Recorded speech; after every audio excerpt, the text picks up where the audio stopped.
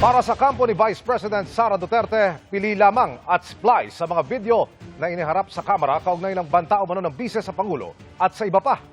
Dadalo naman kung kinakailangan ng bise sa impeachment trial. Nakatutok si Marisol Abduraman.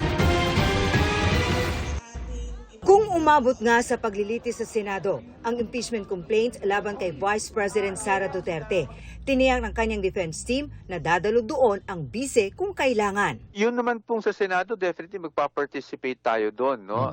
Kaya talagang trial yun eh. So the defense team will be there, of course the prosecutors will be there. Yung mismong presence ng Vice President, of course it will depend on what the incident is for that trial date, no? Kung kinakailangan na nandun siya. Matatanda ang hindi sinipot ni Duterte ang mga pagdinig ng House Committee on Justice dahil kinikwestiyon nila ang prosesong ginawa ng komite. Pero ayon din kay Attorney Michael Powa, maaari pa rin nilang questionin sa Korte Suprema kung may makita silang proseso sa Senado na hindi naaayon sa saligang batas. Pero pag may nakita tayong mga bagay na mali sa proseso constitutionally, I think duty din naman namin, no, na dumulog sa Supreme Court para magkaroon ng ruling, not just for the Vice President but for all impeachable officers in the future.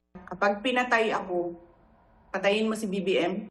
Kahapon, sinabi ng NBI na ang ginawa raw na pagbabanta umano ng bise sa Pangulo at iba pa ay maituturing na sedition at grave threat. Tukoy na rin umano ng NBI ang assassin na kinausap ng bise.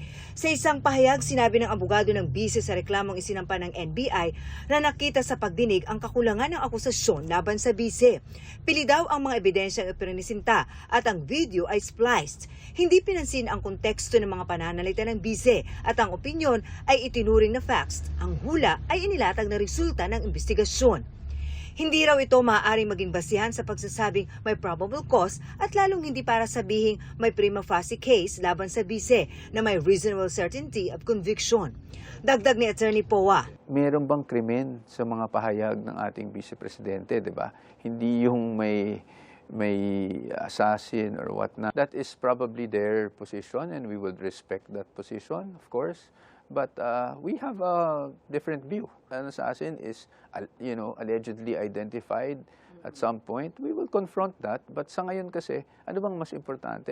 Nalilihis kasi, ang importante is yung bang mismong pahayag ng Vice Presidente ay talaga bang criminal in nature at pwedeng aksyonan or maging impeachable offense. Pinalagan din ng defense team ang di umano'y mga ebidensya na hindi naman daw naka-attach sa original na reklamo. Dapat, pag nagdedetermine ng probable cause, ini-evaluate yung mismong reklamo, yung impeachment complaints, at yung mga naka-attach na pieces of evidence dito.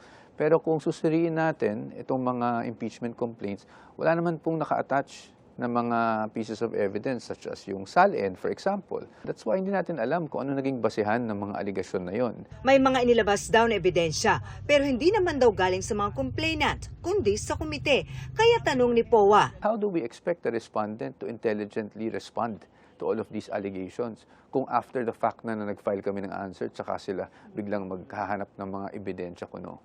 Tugon ni House Justice Committee Chair Jervil Luistro. Sana present nila sa Justice Committee, no? Problem is, they're pronouncing this only to media.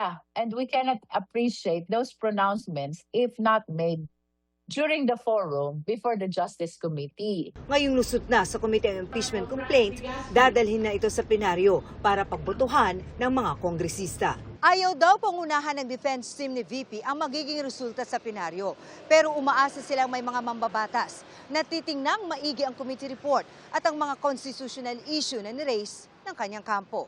I-assess rin kung paano ba nga nakalap itong mga pieces of evidence na sinasabi nilang sumusuporta sa mga aligasyon.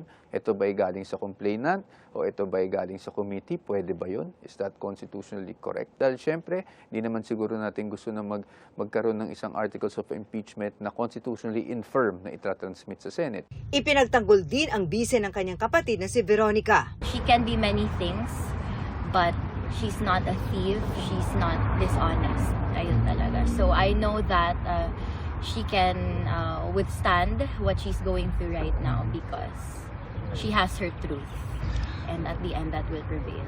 Marisol Abduraman, Nakatuto, 24 Oras.